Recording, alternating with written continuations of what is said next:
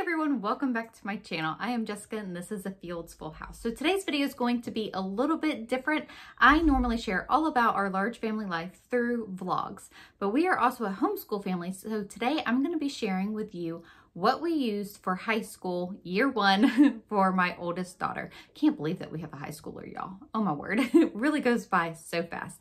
So our oldest daughter just completed her first year of high school and we used the Good and the Beautiful high school year one. So this is going to be my review video on the curriculum, so stick around. So I'm going to show you everything that came with year one of high school. And I'm going to tell you the things that my daughter did like about it and the things that she did not like about it, because let's face it, it's school. So I asked her a few questions to kind of get a feel for it, because one thing with high school, like, it's really kind of hands off for mom. I mean, I helped her along the way as she said that she needed help and maybe didn't understand anything. But for the most part, it's pretty much open and go for the student to do on their own. All right, so first I will show you everything that came with it. So there are 10 units that you use. And they are just obviously labeled accordingly, unit 1, unit 2, all the way to unit 10. Here are the readers that are incorporated throughout the entire year. So we have Patterns on the Wall, Into the Unknown, John Greenleaf Whittier, Just David, and Up from Slavery. Then it comes with grammar and writing guide, which is really good for whenever they do need help.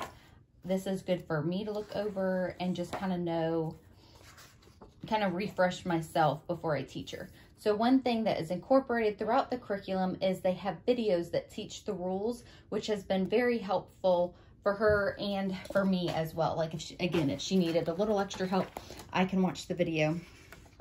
For the most part, there was very few times that she actually needed, like, hey mom, I'm not understanding this, because the videos are pretty thorough. So this would be the grammar and writing guide. And then she also did the honors extension. So they have a couple of choices that you can choose from. And we chose Pride and Prejudice. And then there's a book study that goes along with that. She did this after she completed all of the units.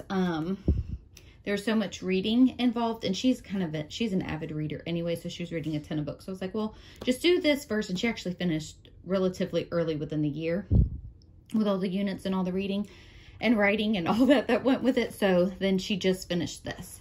And then we actually watched the movie afterwards, which was kind of fun. So to give you a peek inside each unit, it is laid out, like I said, very user-friendly. It kind of tells you everything that you should expect and to need that required throughout the year are the readers. It's telling you the art supplies that you would need. It kind of explains how to lay out each lesson and how to finish throughout the year. And then it's still, so again, going through each unit, what she has to do. Wanted to show you, it just has some beautiful poetry that's incorporated in it as well. And the pictures. That is one thing that the Good and the Beautiful is just known for, is all their beautiful artwork that they incorporate throughout each year, which I love that they still have that in high school. Right, to show you inside of a unit, I'm in unit 2. It's a lot like how the other levels are in the Good and the Beautiful, in the way that they really focus on grammar and parts of speech and doing sentence diagramming. Well, here they're giving a very good vocabulary lesson, the definitions, an example sentence. And then down here, it'll also reference the audio recording that she needs to listen to. So like I mentioned, it has videos for different parts that it's teaching, but it also has audio recordings. And so then she knows to go and listen to that. And then she can work on this vocabulary lesson and answer, you know, the sentences that go with the right vocabulary word. One of the things that the Good and the Beautiful is known for is incorporating artwork throughout their lessons. And high school is no different. And that's one of the other things that I really do like about it. So, and here it's showing you about drawing a tree. I think, yeah. So there's the step-by-step process. Then it'll show you like the visual picture. And then this is the portion that Taylor did.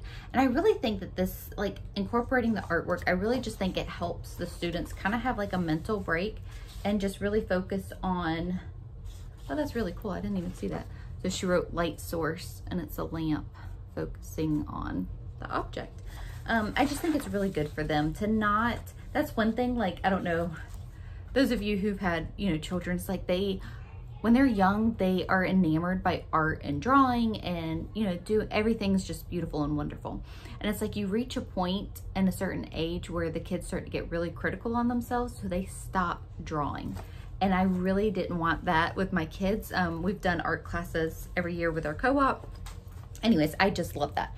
So in this in this unit, she was supposed to draw the leaf, and that's what she did there. Again, it has the step-by-step pictures. And I know she said that that was the one thing that she really did like about it, because it just kind of helped give a mental break. So here they actually painted with watercolors and painted that tree. I don't know, was there step-by-steps with this? They always show me their after. So yeah, they showed how to trace the stencil for the tree. So again, she said that the artwork was one of her favorite parts, as well as the reading. So Taylor is, like I said, an avid reader. So she reads a ton on her own anyways.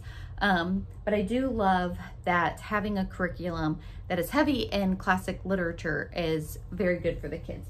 So out of all of the books that they had them read, she said that Patterns on the Wall was her favorite. She really just enjoyed reading it, like she would have just read it if it even wasn't assigned. She did say some of these, now I can't remember which one she said.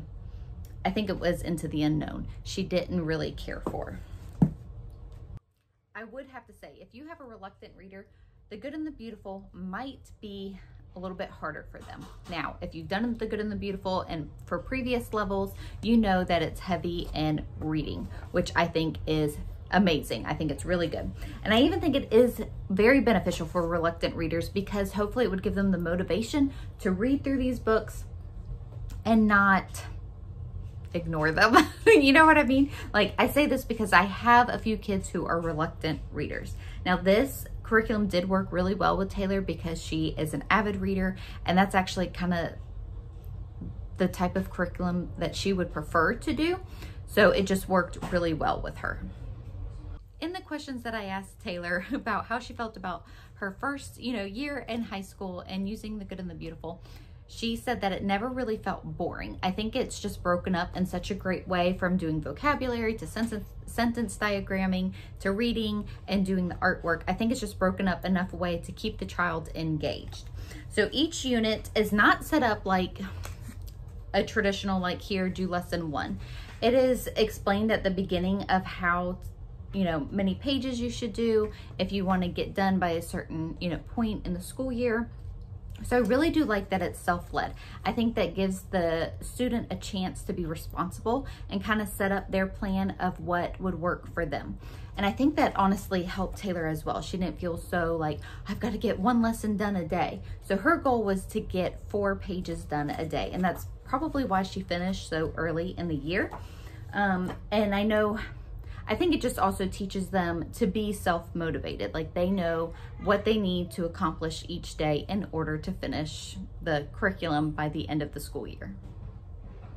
Truly, the only negative thing that she had to say about the curriculum is that she did not like the writing assignments. And it's not because they were difficult or too hard or boring or anything like that. She just does not like writing. So she is an avid reader, but she definitely does not like writing. So I don't really think that's a negative thing against the curriculum, but I wanted to share that because there are writing assignments along, throughout the year as well.